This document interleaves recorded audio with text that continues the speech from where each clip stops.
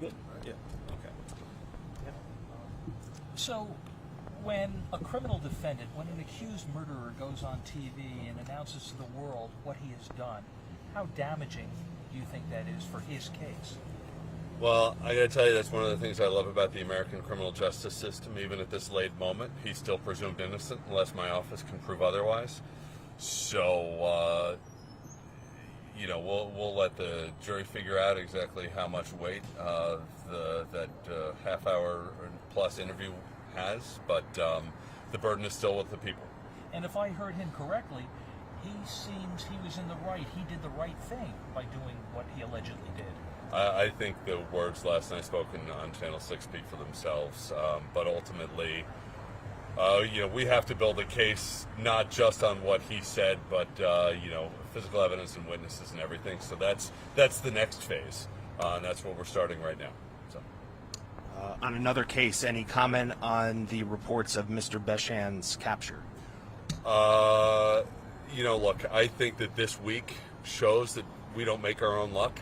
I really want to give a lot of credit to the state police and law enforcement everywhere for getting us to this point today where we're able to capture somebody who's been accused of murder and capture somebody else who's been accused of murder.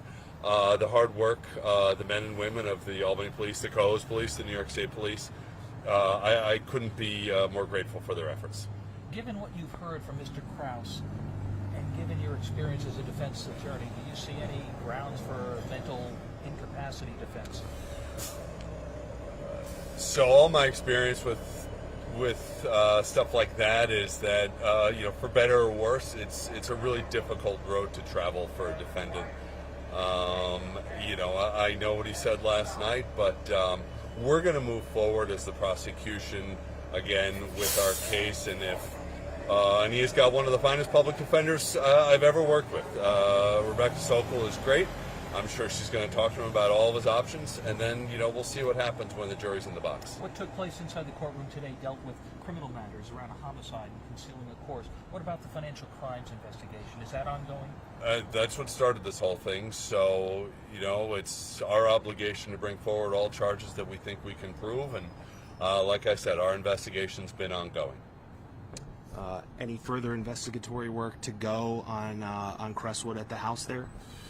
Yeah, and certainly the stuff he said to Channel 6 last night probably is going to provide some additional avenues of investigation. But again, I'm going to leave that to the hardworking men and women of the Albany Police Department, the state police.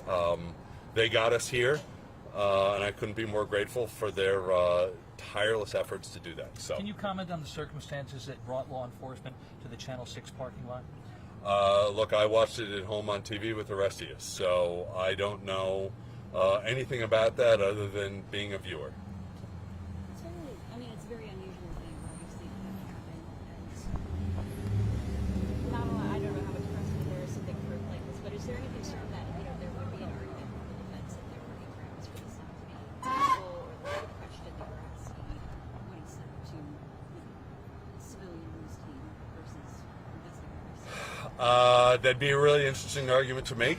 I don't think that there's any foundation of that in the law, but again, if anybody could make that argument, it'd be Rebecca Sokol. So, is an independent media organization obligated to provide all of the tapes and all of the recordings they have? It's my hope that it's on YouTube, right? Like, can't we all just tune into a YouTube channel? No,